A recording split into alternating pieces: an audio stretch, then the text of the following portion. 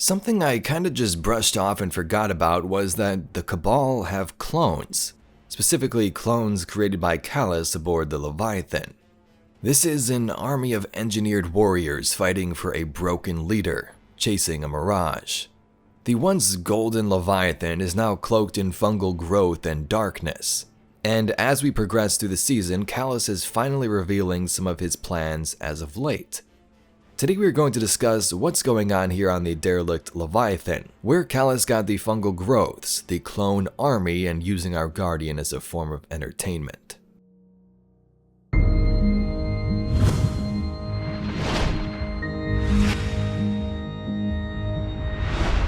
Welcome on in, Guardians, hope you're having a great day.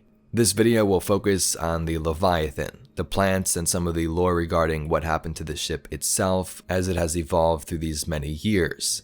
We will discuss Calus' story and also some of the duality lore in another video, so definitely make sure to check out the channel if you haven't seen those yet. Here's a little bit of backstory for the Leviathan. As we know, Calus was the Cabal Emperor. That was his rank. He led the people of Tor battle for many years and achieved many triumphs. As time went on though, the conspirators would arrange in secret and perform a coup, overthrowing the Emperor and sending him away amongst the stars. From there, one of his right-hand men would take over. That was Gaul, or the Ghost Primus as he called him. He would take the ranks of the Red Legion and then go on to do what we saw in the Red War. When Gaul overthrew Calus though, he didn't want to see his face anymore. Gaul actually wanted to kill him, but Keitel, his daughter, stepped in and was like, wait, let's just set him aboard the Leviathan in exile. On this ship with no course, the crew grieved and were depressed for years, until the ship finally stopped at the edge of the universe. Here, Calus found the Witness and was changed forever. The Witness's voice is so strong now. I hear it clearer than my own. I understand now what true paracausality is. The light and the dark are threads on a loom, woven into the tapestry of the universe by those who wield it.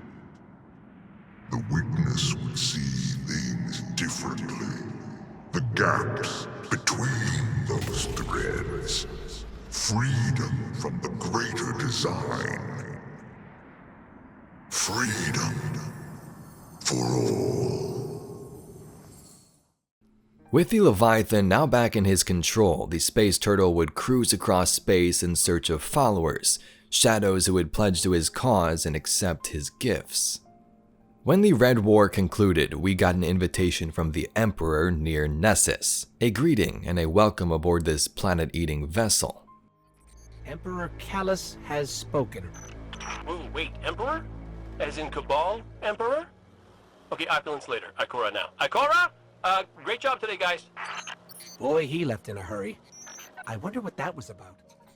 For years and many raids, we would fight to prove our worth, while the man on board would never even show his face. We're fighting robots of him, clearing out his engines in the Eater of Worlds, and so on. All the while, Calus kept telling us, keep going, do this to prove your worth. If you want to be an ally of mine, if you want to join my side, you need to show me what you can do. This was the whole point of the various raids and also the menagerie activity. Calus was recruiting shadows. Now, these shadows weren't always human though. In fact, many of them were parts of different alien civilizations like the Clips. One of the most notable humans though was Catabasis in the Presage mission. Also during that menagerie season, you can also get a title called Shadow, so you kind of became a shadow of Calus if you wanted to, but that was sort of just like a little side objective, I guess. At first, it seemed like we might get somewhere with Emperor Calus. Maybe he'd give us some gifts, tell us about the universe and the secrets he found. But as time went on, it was more apparent that this was really just for Calus' amusement. The light is a fascinating thing, and in my ignorant youth, I may have seen it as aspirational, like gold.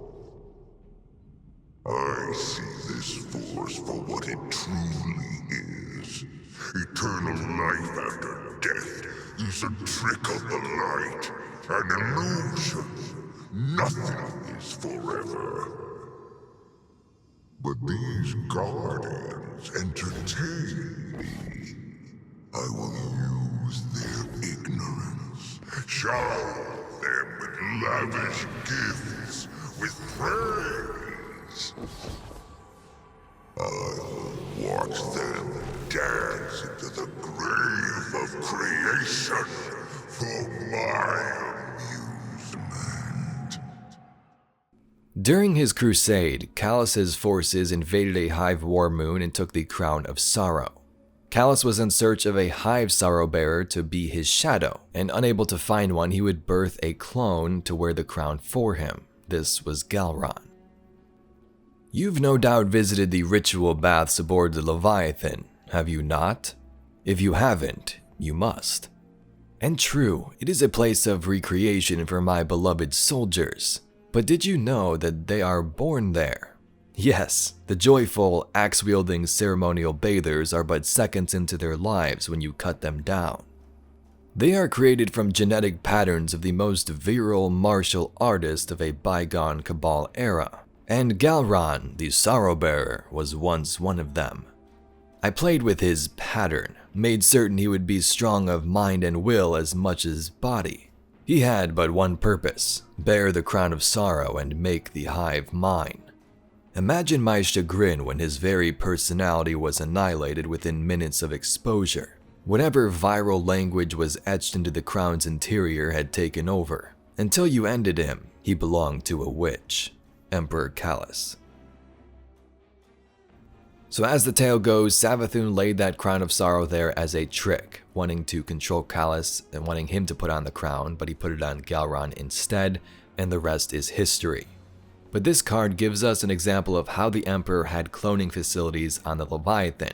Here's some more dialogue from Patrol that explains this. I'm picking up something weird under the... Wait. This isn't water. It's a protein slurry. There's Cabal DNA mixed in this and... Ah, yes. I suppose calling these baths is a bit of a misnomer. They are built atop a cloning facility where my loyalists are engineered. What you are standing in is the liquefied remains of failed experiments, which was fed to their unborn kin. I remember a day when these lifts would rise, expelling new, perfectly engineered Cabal champions into my embrace. Perfectly? The way I hear it, most of them were failures, like the one you engineered to bear the crown of sorrow. It is not failure, it is progress. My cloning facilities below the baths are a labor of love. It took centuries to perfect their design. It has long been a point of personal pride that my loyalists are handcrafted, each meticulously engineered to exacting specification. I suppose that makes sense. I can't imagine anyone willingly serving you.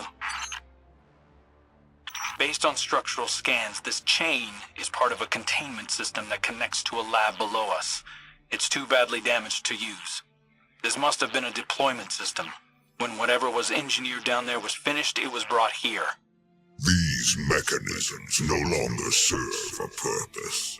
My cloning facilities no longer serve a purpose.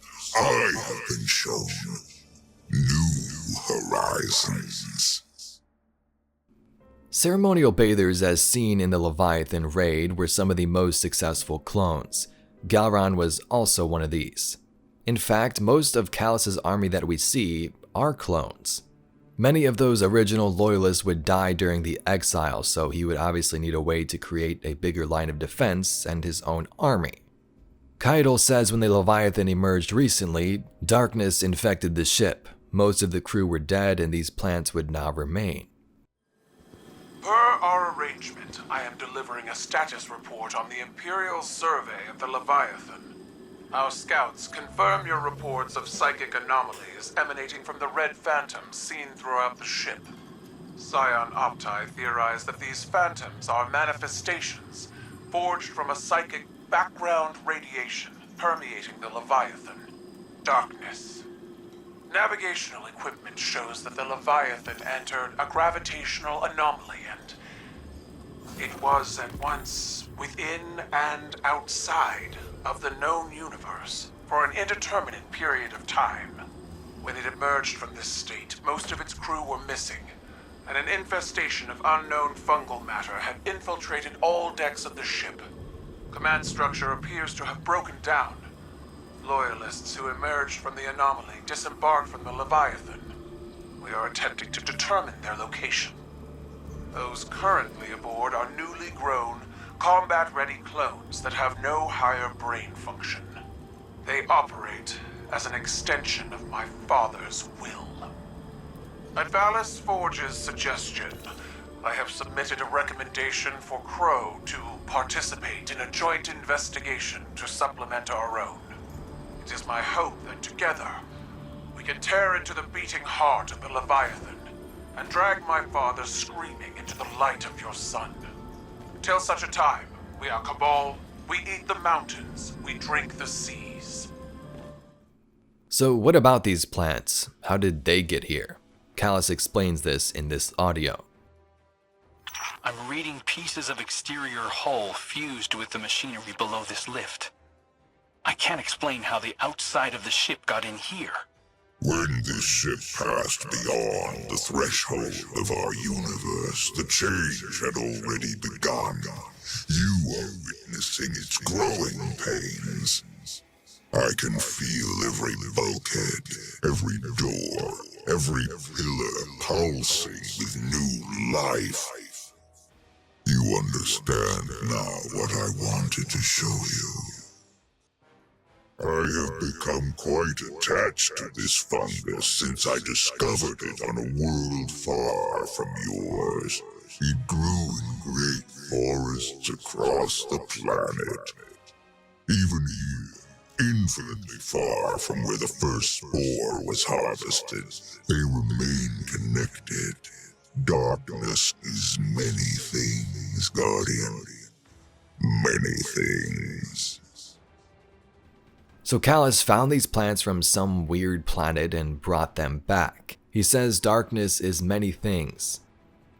Back during the Glycon days, I'm kind of paraphrasing, but Bungie said the plants were like an effect of the darkness. The darkness was the cause and these plants were the effect showing up here around this darkness anomaly and the Glycon. Now the Glycon incident was likely Calus as well, as he needed this to bind the Scorn's tissue, but we've also seen these on the Drifter's ship. So it makes you wonder if he's been to a similar planet or star system.